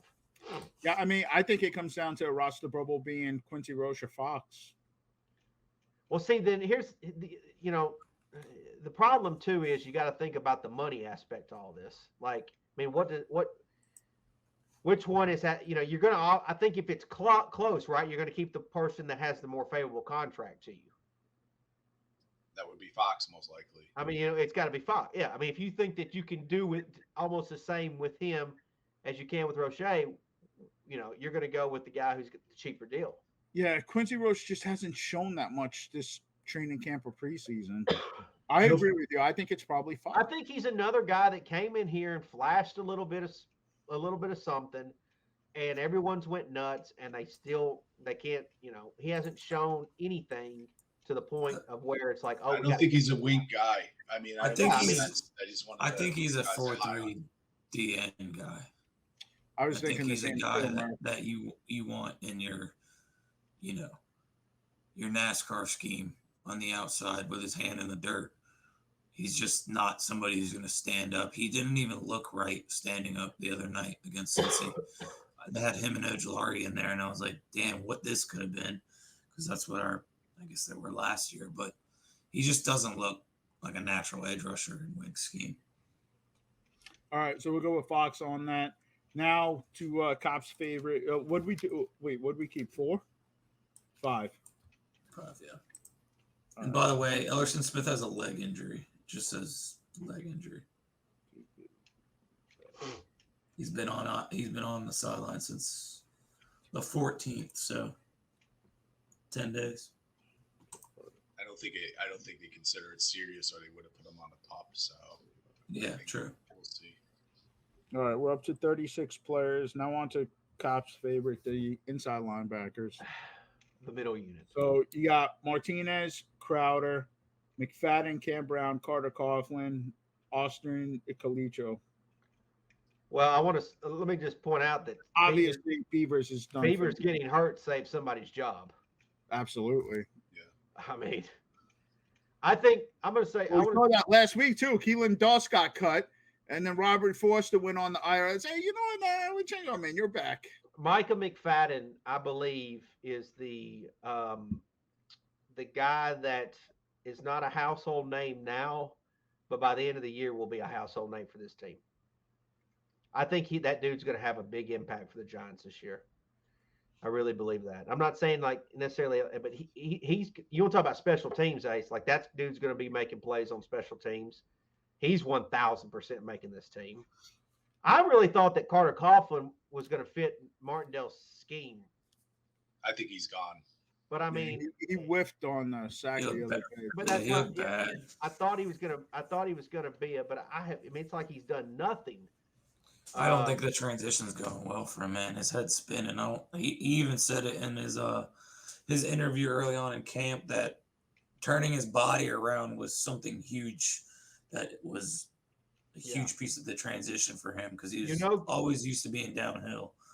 Cam Brown, obviously, just because of special teams purposes. But special teams hasn't really been good, though. So we keep 4 then, right? Cam Brown. But somebody's going to make unless you pick somebody up after cuts, but somebody's making this team because Beavers got hurt. I'm going to say 4 inside linebackers because that would mean that Calicho's gone and then Coughlin's gone, which I think are both possibilities. But I'm telling you though, if Blake Martinez goes down, Micah McFadden will not miss a beat. He will not. I kind of agree. They seem like the same kind of linebacker. I'm a big Michael McFadden believer. What, Nebraska? Is that where he came from? No, Indiana. Oh. I think he led the nation in tackles last year. Yeah, he reeks Blake Martinez. We said That that dude, I'm early telling you, on. they. That's if why I Blake- liked Beavers a lot because Yeah. they complemented each other nicely. I think McFadden and Beavers was going to be awesome to see together, but obviously that ain't going to happen this year. All right, move on to the cornerbacks. How many do you have? How many do you have now? Right now, we got 40. Okay, We haven't so done. we got special 12. teams yet, but So let's knock out the specialists before you get into the corners. Yeah, which means you got to have a kicker and a punter. yeah, so that's 2 more. 42. And a long snapper. Long creator, long long snapper. snapper. Yeah, So that gets you to long 43. snapper. So now you got 9 players, which seems to be enough to have your secondary. I agree. Kick returner, punt returner, we already accounted for in the other stuff anyway. So, all right. So Adoree Jackson makes the team. Aaron Robinson, although he's looked awful. Darnay Holmes, Darren Evans, Cordell Flott, Rodarius Williams, OJ Griffin. Who else do we have here? By the way, I want to. Zion Gilbert and Khalil Dorsey. I know Aaron Robinson's getting a lot of heat right now, but it's actually not fair what the Giants are asking of him because he would be He's a lot slot better. guy. He's a slot guy. He would be much better in the slot. He was drafted to be a money back. That's what we all had plans for him last year. Like, Yeah, but I'm just saying him the play. I agree. I'm him the agreeing player. with you. Like he's probably He's like, give me the slot, please. They need I'm another agreeing. outside press corner. They don't have it. I don't think This they is do. why I fucking me pissed about personally, Bradbury, dude. I was wanting Sauce Gardner. Obviously, the Jets got him before us because, like, I kind of saw this happening where the Giants after Bradbury was like, I mean, you're gonna have a bad number. I don't even think you have a great number 1. I don't think Adoree Jackson's a great number 1. I think he's a good number 2, but I don't think he's a great number 1. So with Robertson, it's like he's gonna struggle. There's no question he's gonna struggle. We're How can about he to not? find out. I mean, Adoree's Holmes. the I number think one. I think Holmes is a good nickel corner, Yeah, I do. I like Darnay. and I think Float is like I think he's going to be eventually there, but it's going to take him some time. He needs the gym, man. But he I needs, know. yeah, that's what I'm saying. Like it's going to take him some time. I know Murph doesn't like this guy, but the more research I did into it, I think Kevin King is a guy that they should Oh, consider God. to bring in. You I mean- know what you're saying, but he's a press corner, and he was Yeah. he had really good PFF numbers. I think it was like in the 70s or something. The Giants need a press corner. They need someone to bring someone in off the street, and that would alleviate. You could move Robinson over into the slot where he should be. I mean, another guy, even though I don't want him back, is Janoris Jenkins. I mean, he's another guy who maybe would fit as a CB2. He's going to have his bad moments, but we need another veteran. I just don't know how they're probably going to wait until after the cuts to figure that out. Not to mess up your show, Maze, but you told me you were at 43, okay? And I think 5 safeties are going to make this team. Love, McKinney, Belton, although I know he's hurt, Adams, then Corker. So that gets you to 40. That gets you to 48. And at Robertson, Holmes, and see, I don't know where you, obviously Jackson, like I don't know where you go with all this. So 48, you still need another 5 anyway. So it's 5 corners, 5 safeties. Yeah. I mean, can Corker make it? Well, the thing is that I mean, Because I agree with you on the safeties. Love McKinney, Belton, Andrew Adams, and Yep. then Corker probably. Yep. All right. That means Trenton Thompson, Nate Meadows are gone. So as far as DBs go, it has to be Andrew Jackson, on Aaron Robinson, Darnay Holmes, Cordell Flott, and the question is, who is that 5th? You got Darren Evans, Elijah Griffin, or Khalil Dorsey, It's got to be OJ. or Zion I think Gilbert. we have OJ Griffin on as my last. Didn't he play some meaningful snaps for Buffalo too? No, he was a practice squad guy. Okay. Like I hate to say this too, like I think that you're gonna look after the cuts. Yeah, for Yeah, sure. probably. Well, I also kind of thought that they I got the feeling, especially after the first week of practice when Flott was getting some first team reps, I think they thought Flott was gonna come along a little bit quicker too. Yeah. Um, But he doesn't have the body. well, I mean, people can get mad as they want, but he was a reach in the draft, in my opinion. They're drafting for need at that spot, but that's a whole other story. But I agree. I mean, the three positions, and I say this on every episode, but the three positions we were worried about, still worried, and I still expect them to play the waiver wire on the O-line, the CB2 position, and the wide receiver position. Maybe. Probably more tight end now, though. I will I'm say still though, worried about wide receiver. I will say though that where I'm a little bit nervous about injuries on the offensive side of the ball, I don't think that the Giants are going to have to worry about. I think there's these guys on the defensive side have more durability. Whereas I don't think we'll have this big injury issue. I know Beavers is hurt, but like this big injury issue on our defensive side of the ball. Like I think this defensive unit, for the most part, will be able to stick together most of the year. I think here's my take. I think we really need a CB2 because I can see it right now. What's going to happen is that every offensive coordinator is going to start picking on whoever is across from Adoree. So, I mean, I don't know what they're going to do between now and that first game on the 11th, but they got to fix that. At least get someone who is average replacement.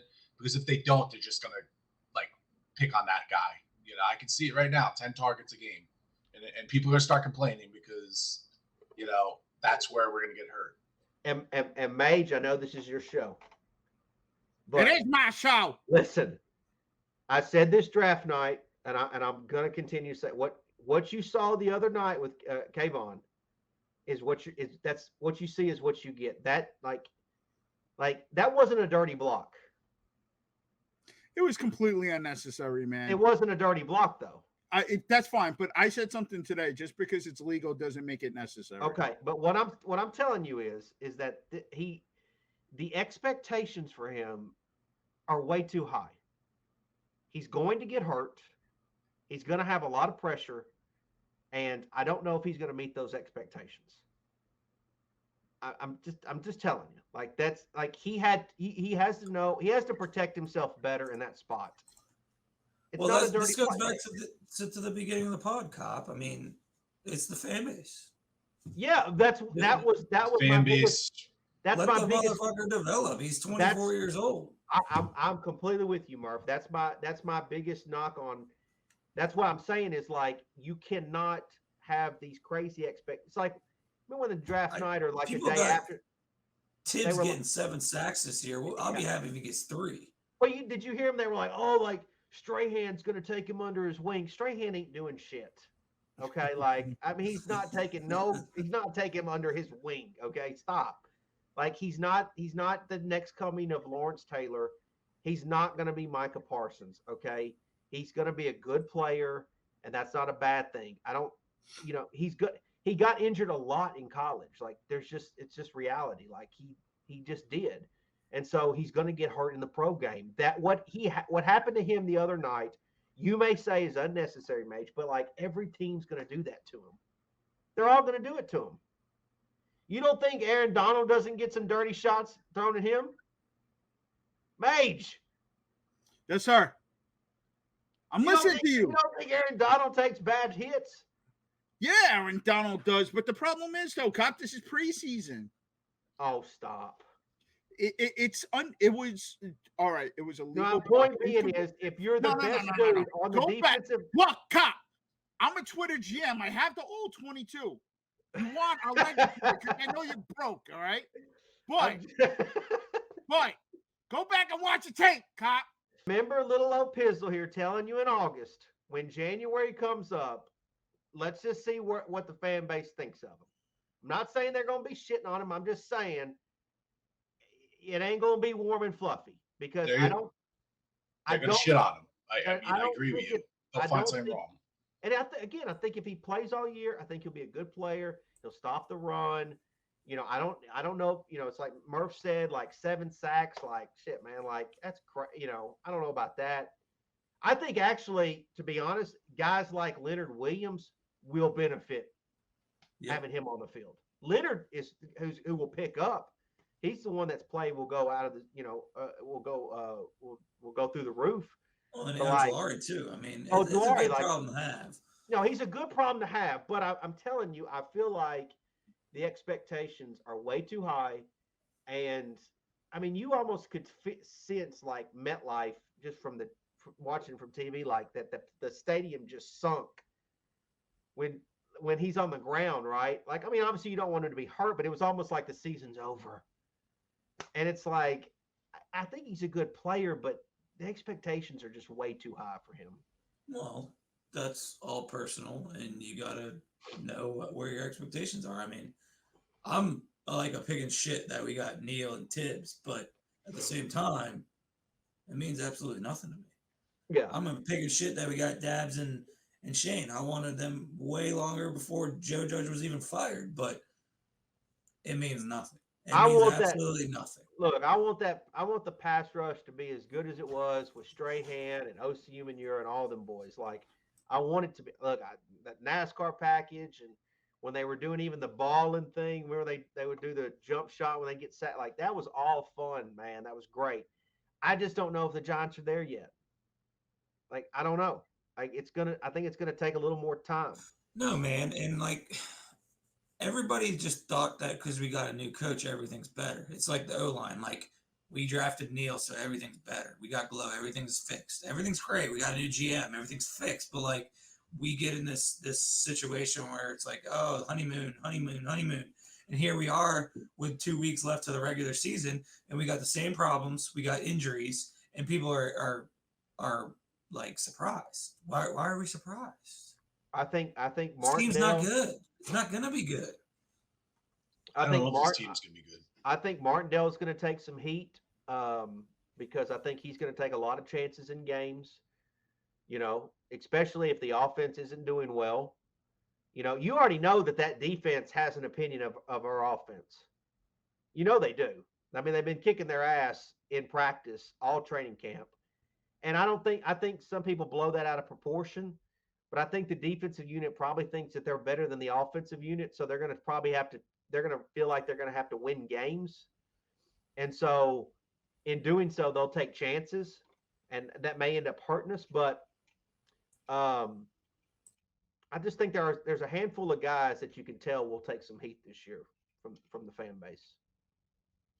Bro, they start 0-4, they're done with Dable immediately. It's coming. Yeah. It's fucking coming. I know. Right now, 2-2, they'll be marching across the George Washington Bridge with their pitchforks. Right now, it's man, look at them fresh J's he's wearing. Well, now, you're right. You're damn right. But if the Giants, if Dable wants to create his own identity here, they won't start slow. As far as the Giants, I think CGF said, like, as far as them being good, I think that's going to really come down to what is their NFC's competition going to be like. I think if the Giants are somewhere around 500, 8-9, 9-8, I think that's a good year for the Giants. But that doesn't mean that they can't do something. Like 9-8 could make the playoffs. Like it absolutely could.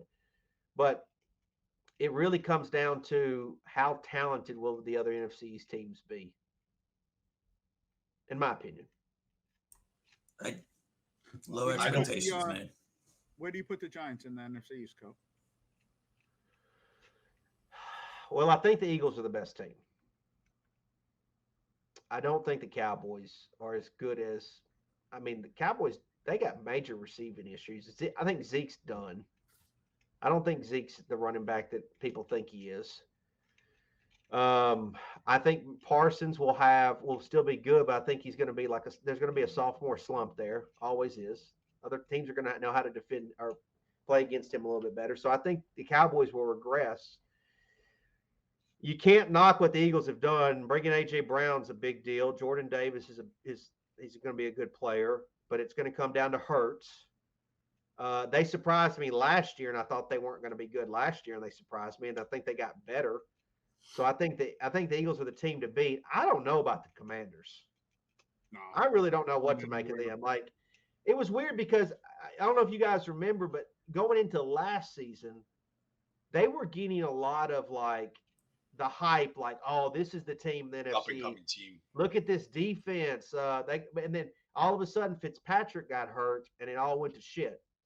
And now they obviously felt like they were a quarterback away because they went out and got Wentz, but already out of the gate, Chase Young's out for the first month of the season. So, which by the way, a lot of Giant fans told me that we need to tank for him. Which As in, he turned out to be something else. Yeah, Remember he's that game? Everyone was losing their shit Oh, over. yeah. Oh my I was God, there. we won. We should have won. Now we're stuck with Andrew Thomas, and Five TDs or 6 for Danny that day. yeah, Five. it was like Five. the buffet was open. I really believe, as far as the Giants go, I'm more optimistic than some content creators are. I think the Giants can be sneaky this year. I think they're going to have a great running game. I think the offensive line is going to be good. I think Saquon's going to do well. And if they can run the ball effectively and play good defense, they can win. I know the league is all about passing now, but if they can just play good defense, control the ball, I think they can steal some games, man. I really do believe that. I think the Giants are going to go 12-5, and they're going to go win the Super Bowl again. It's going to be wide left this time against the Bills. I mean, that'd be great. No, but seriously, my take on the Giants is I have no idea what to expect because they have the talent. They have some pieces now on defense. They have a very easy schedule. So I'm sitting here, I'm saying to myself, everyone is like, oh, they're going to be, 8, 9 wins. I can see this team win 12 games. I can also see them win 4 games. I don't know what's going to happen. I just want to sit back and enjoy. I've been saying, I don't know how much you've heard me say it, but the first 8 games are going to be the key for this team. If they can somehow get 4-4 or better going into that bye week in the beginning of November, all bets are off because they have all those divisional games. I mean, if they're in a position, they're going to be in a position for a wild card, and they could even challenge the Eagles for the division. Because I do agree with you. I think Dallas is not as good as they've been in the past. I think they lost. Who's the right tackle guy that they lost? They went to the Bengals. La'el Collins. They lost him. Collins. I had a brain fart. Yeah, I did too. They don't have the amount of weapons. Mark Cooper's gone.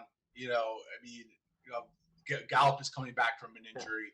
You're asking Zeke Elliott to come in and he's on his down slope.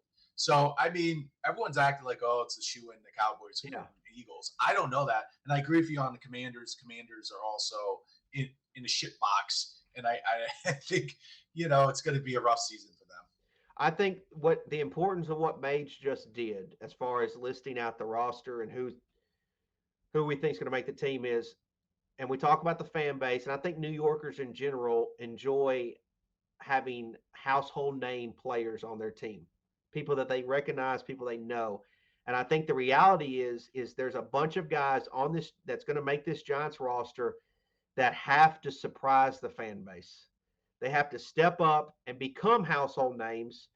And if they're able to do that, it's going to give the fan base a little bit more confidence. I think that's what's got the fan base all twisted because they really don't know half these guys.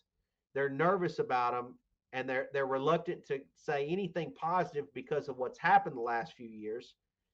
But Dable, Joe Shane, a lot of these guys, they had nothing to do with what's went on the last few years. They have nothing to do with that.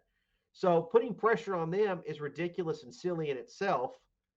But the reality is we're going to need guys like Aaron Robinson, for example. You need to step up. Like, you got to step up. You got to go out there and make plays.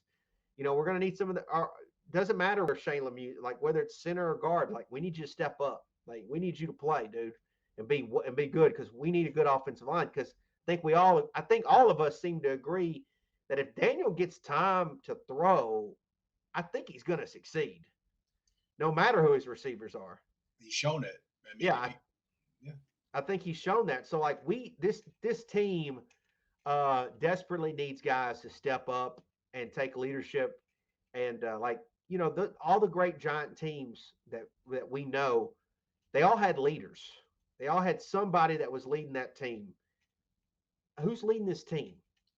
McKinney. Who's the leader? I feel like McKinney is emerging as a leader. I think Jones needs to in his way, like Eli did. He needs to show, and I think he does. I think in a quiet way, Jones is able to do that. I also think Saquon needs to take a bigger step forward because it's really up to those guys this year. Yeah.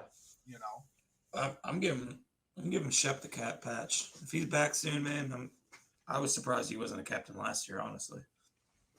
I mean, somebody has to that's another thing on top of just making the team. Like somebody has to take leadership role of this team and be the voice, like Strahan was, like Lawrence Taylor was. You know, all the Justin Tuck, right? Antonio Pierce, like all the great Giants that's came through here. JPP is another one. Yeah, I mean, you guys were going on Mount Rushmore last week. Yeah, and you have to tell us what your Mount Rushmore is. Yeah, we'll finish up with that. I don't remember exactly how it was. From give us the your from the 2000 Rushmore. Super Bowl on, basically. Or just basically your time as a Giants fan, your Rushmore. Man, it's Because really like hard. I didn't say LT because like I saw LT, but I'll say here's what I'll say. I think that's a very tough question, but I'll say this: I'm not really a jersey guy. I don't buy jerseys. I got no knock on people who do buy jerseys. I just haven't bought a lot of jerseys. I'll tell you, I think I can basically answer this by telling you the jerseys that I have. Jason Sehorn, Eli Manning, Shockey, Tiki Barber. My first Giants jersey was a Rodney Hampton.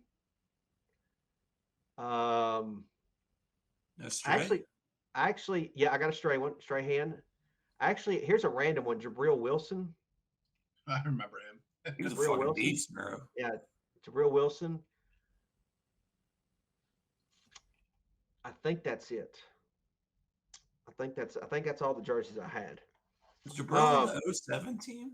He was on that Super Bowl team. Yes, he was. I was a big fan because Roll was on the second team. Yes. Yeah, Roll was 11. I actually got a custom jersey, Jabril Wilson, because they weren't selling Jabril Wilson jerseys. So you know how like you could like custom jerseys, like give them a name and number. I actually made one. As far as like just four guys, like I'm old enough to remember LT. Unfortunately, I got the majority of that was late LT. I do remember good LT, but I do remember more the later one. So LT is on there. Man, it's tough, but like I love Strahan, loved Eli, and I am one of the handful of Giant fans that really had a thing for Tiki Barber. And I know that's a tough one. I actually think what he did, I think as much as I loved Eli, I think it was a good thing what Tiki said about Eli. I think it inspired him. I think it was fire under his ass. I've never been a problem with someone just outright telling somebody what they thought. Yeah. I'd rather Tiki do it like that. No. Yeah, I don't think the Giants go on that run. I think that really motivated him. And as much as I loved Strahan winning the Super Bowl, because again, I love the 2000 Giants, I felt bad for Tiki because I mean he didn't get to be a part of that team. Obviously, he was gone the year before, so. That's like Shockey. Shockey was another one like I loved, but he didn't get to really be. I know he was on the team, but he wasn't a part of that game. Like I love Shockey. I think Jason Sehorn was awesome. I love Jason Sehorn. He was one of my faves too. He was one of my easily favorites. If y'all remember the Thunder and Lightning with Ron Dane and Tiki Barber, I was balls deep in excitement of that. Wasn't Ward part of that too? In 07? No, that was later. No, that was later. That was like Earth, Wind, and Light. Or I don't know what they were calling it. Like Earth. They were calling it something like Earth, Wind, and Fire. I think. Yeah. It's like, Ward. Who was it? Bradshaw. Was it Jacobs too? Yeah, it was Jacobs, Ward, and Bradshaw. I remember. Yeah. Yeah, man, it's hard for me to have a Mount Rushmore. I just have too many guys that I really like. But like, when you name off something like Justin Tuck, I'm like, I think OC. I would think you would like OC more than Justin Tuck. I do. I Like do. not to get not that's his Not that's to his knock Mount Tuck, Rushmore. but I mean, Yeah, it's not to knock him. It's just like I feel like there's players that had bigger impacts for the Giants. I definitely miss us having a great linebacker. Like a we really haven't had one. we haven't had one in a Pierce. really Antonio really, Pierce. At We least. literally haven't had one since Pierce. and Was he again, on 2012 team?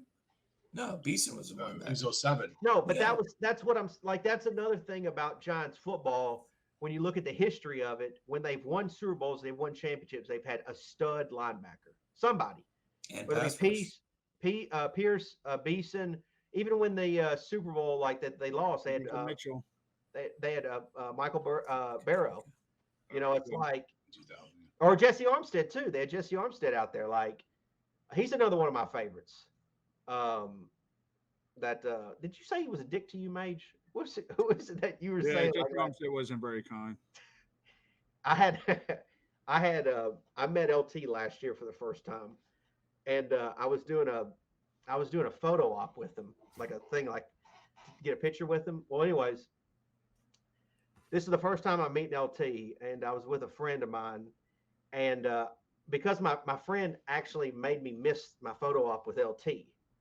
So like which I was like, fuck, dude, like, but it's just him and we do stupid shit together. So anyways, I was like, so I asked LT, I was like, hey, this is the first time I ever talked. I was like, hey, I missed my photo op. Can you do it? Like, can you give me can I do it or whatever? He's like, yeah, but like, I gotta go.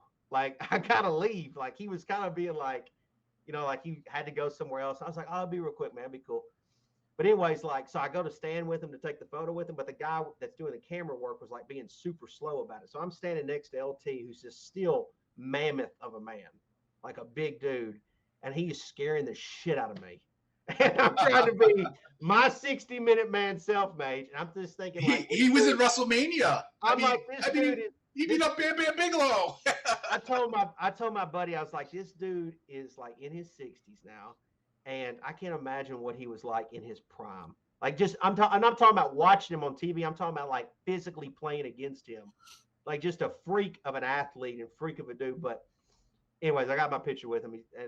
And although he kind of was like a little bit dickish, like I just expected it. Like. I mean, let's face it. I mean, his history just doesn't exactly scream, humanitarian award. So, but when I did meet him, I was as a kid. So this was in his prime. This was the late 80s, early 90s. Mm-hmm. And he was actually with Downtown Julie Brown for those folks on MTV that remember or not. But just a little kid just humbly asking for him to sign a football. Wouldn't do it, nothing. I was like, man, what an asshole. Well, I'll say this, like as a kid, there were I had other friends that, Ken Griffey was their dude, Michael Jordan was their dude, all types of players, right? But LT was like my guy. Like that was my dude. The one thing that I did, because I mean, I played football, and I tried to emulate what LT did. And for anybody else, I mean, look, he's a great, the greatest linebacker, in my opinion, to ever play. Derek Thomas was really good too, but he wasn't to the level of LT. Watch his tape. Don't idolize the dude. Don't look at anything else. I mean, that he's done with his life. But if that's a guy that you want to watch film on, watch the tape on LT. But that's about where it stops, though, in terms of idolizing Lawrence Taylor. Well, I think like for me, like I've always just, any of the players for the Giants, like I've just always enjoyed what they could do on the field. As far as like what they do off the field, like I really don't care. There are some guys that, like I said, that their personality, they understood what it was like. I don't want to say being a New York Giant. They understood what it was like being an NFL player. Yeah. And what went along with that. I mean, Michael Strahan, again, one of the most nicest people I have ever met. And he was nice to my mom. He was nice to me. Nice guy, really nice guy. Seahorn as well. Tynes we had on a live stream. Tynes is another cool dude. two-time Super Bowl winner. He just gets it. I mean, he's real down to earth too. Like, I respect people more like that because it's like I've met Carl Banks once, and he came into where it was, and I just said, "Hey, look, man, I'm not going to bother you. I don't want to ask for an autograph. So I just want to shake the hand of a Super Bowl winning champion. That's it." I said, "No problem," and he shook my hand and everything, and like that's it. Like I get it. Like they're people. I've been around enough players. I know a few players just to, to understand. But I can see from their perspective too. But look, I mean, everybody hopes and has hopes and aspirations as a kid to making it to the NBA or to the NFL. Once you get there, don't forget your roots. Don't forget where you came from. Act humbly. That's all. Especially with somebody with a pass as checkered as LT. It's like this guy's been given more than a second chance. He's been given 10,000 chances. So, yeah, he's certainly living on his merit and his fame from his playing days. That's it. Just the old saying from Teddy Roosevelt that my father loved: walk quietly, carry a big stick. And that's where we're gonna leave it. But Cop, why don't you tell people? I know your channel's a little small, so why don't you tell people where they can find you and stuff like that? It's just a little ant in the grass, isn't it? Just kind of going through the yard. Yeah, just Copizzle here on YouTube. You can also catch me on Twitter. I think the best stuff that I do is the post game videos. I think my post game videos get a little, because honestly, I make a lot of content, but I think what makes my post game videos great is like that is as raw as I can possibly be after a game. And I've often said that I don't know about you guys, but I enjoyed being a kid. I hate this adult shit. And so the Giants always make me feel like a kid. Like it doesn't matter. I can be as old as I can be 60 or 70 one day, and they'll make me feel like I'm a 10-year-old again, just watching them play, whether they're good or bad. And so, if you want raw emotion after games, just come check me out. You'll see it. I'll definitely have some good reactions, I'm sure, this year. I will give you credit. I like the shorts that you've been doing a lot more. Your videos that last 10, 15 minutes, as opposed to the, your live streams. Not that your live streams were bad too, but you got some of those shorts too. I remember torturing your daughter too, will you? Do what? Stop torturing your daughter. Making her man, that's so much. What's funny is like I remember YouTube at a time like you couldn't even they wouldn't let you upload a video over 10 minutes. Like, and that used to be a thing. And so I used to be cautious about that. But no, I love doing videos with my daughter, man. She's so much fun.